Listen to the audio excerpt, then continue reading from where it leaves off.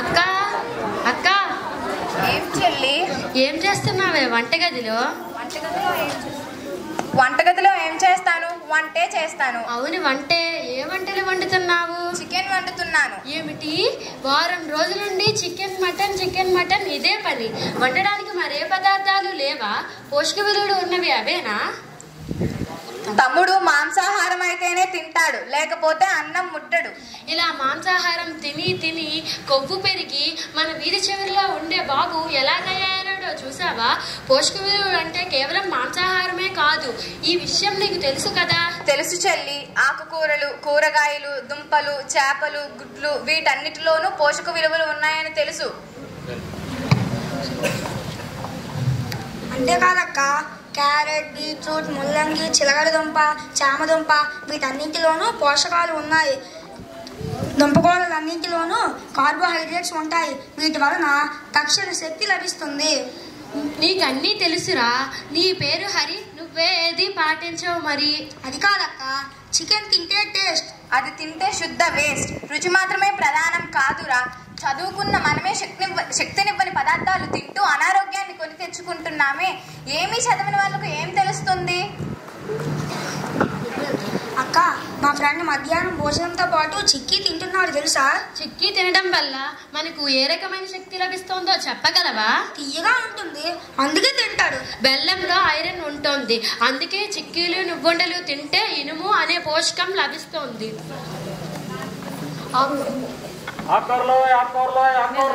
చెల్లి, బయటకు వెళ్ళి ఆకుకూరలు తీసుకునిరా. అలాగే. ఆగు, ఆకుకూరలా? నీకు బుర్ర బుద్ధి లేదా? ఆకుకూరలు అంటే నాకు వాంతి.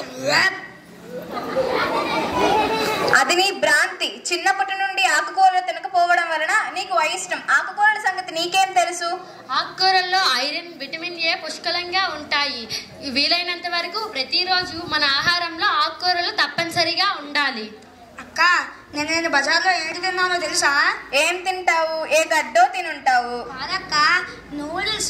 అబ్బా, ఎంత బాగుందో. నోరు ముయ్యరా. నిల్వ ఉంచిన నూనెలో మరిగించి రోడ్ల మీద చెత్తా చెదారాలతో నిండిన నూడిల్స్ బాగుందా? అందులో మనం ఆశించిన శక్తి పోషకాలు ఉన్నాయా? కవితం.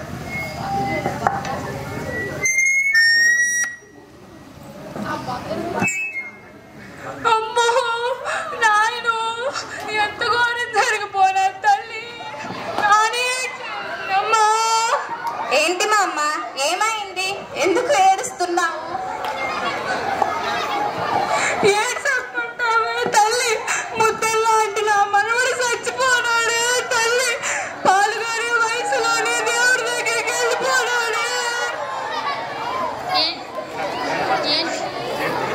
ఏంటి మామ, మీ మనవడు చచ్చిపోయాడా? ఎలా జరిగింది? ఏదైనా జబ్బు వచ్చిందా? ఏ రోగము లేదమ్మా. ఎప్పుడు ఏదో ఒకటి తింటూనే ఉంటాడు. బయటికి వెళ్తే కొనుక్కోమని డబ్బులు ఇస్తుంటాను. ఇంట్లో కూడా ఎప్పుడు మాంసమే వండుతాను. ఒక్కరోజు కూడా కాయగూరలు కానీ ఆకుకూరలు కానీ వండను. ఆడు బాగుండాలని. అదే నువ్వు చేసిన పొరపాటు మా అమ్మ. ఎప్పుడు బజారుకి వెళ్తే కొనుక్కోమని డబ్బులు ఇస్తున్నావు, కానీ వాడు ఏమి తింటున్నాడో ఎప్పుడైనా పరిశీలించావా? ఆకుకూరలు, కాయగూరలు, పళ్ళు గాని వీడికి అలవాటు చేసావా? అందువల్లనే అన్ని రకాల విటమిన్లు అందక రక్తం చాలక మీ మనవడికి ఈ స్థితి వచ్చింది. ఏంటి నువ్వు చెప్పింది నిజమా? మొక్కలు ఎక్కువగా తింటే మనవడు లావు అవుతాడు అనుకున్నాను, కానీ అనుకోలేదమ్మా. నేను నీలాగే అనుకుంటున్నాను మా అమ్మ. మా ఫ్రెండ్స్ అందరూ మార్కెట్లోకి వెళ్ళి చాట్, నూడిల్స్, పిజ్జా, బర్గర్లు తింటుంటే అదే ఫ్యాషన్ అనుకుని అలవాటు పడ్డాను. నాకు ఇప్పుడే గుర్తొచ్చింది. ఊరుకో మా అమ్మ, ఏం చేస్తాం? మా అమ్మ, కాకర చేదు, దానికి మించింది లేదు. తినాలి క్యారెట్, అవుతాము పవర్ఫుల్ బుల్లెట్. బలానికి కావాలి మాంసం, కానీ అది తినే మిలివేయకు మేసం. పప్పుల్లో కూడా ఉంటాయి ప్రోటీన్స్. మా అమ్మ తంపుడు బియ్యం చెయ్యాలి నెయ్యం నిమ్మ ఉసిరిక జామ చూపాలి దానిపై ప్రేమ కాలీఫ్లవర్ ఈ విటమిన్ పవర్ సూర్యరశ్మిలో కలదుడ్డి రోగాలతో కొట్టగలదుడ్డి. శరీర పెరుగుదలకు మాంసకృత్తుల అవసరమే.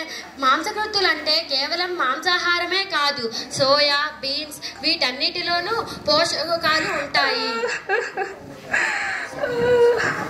శక్తి కోసం కావాలి కొవ్వు. అలాగనే చికెన్ అంటే ఎందుకంత లవ్వు? పిల్లలకు నూనె నెయ్యి మొదలైన వాటిలో కొవ్వు ఉందనే జ్ఞానాన్ని ఇవ్వు. బుద్ధొచ్చింది. పిల్లలు ఏది తినాలో ఏది తినకూడదో తెలియక నా మనవడిని పోగొట్టుకున్నాను. మీరు మాత్రం అలా చేయకండి, మీరు మాత్రం అలా చేయకండి, మీరు మాత్రం అలా చేయకండి. పోషక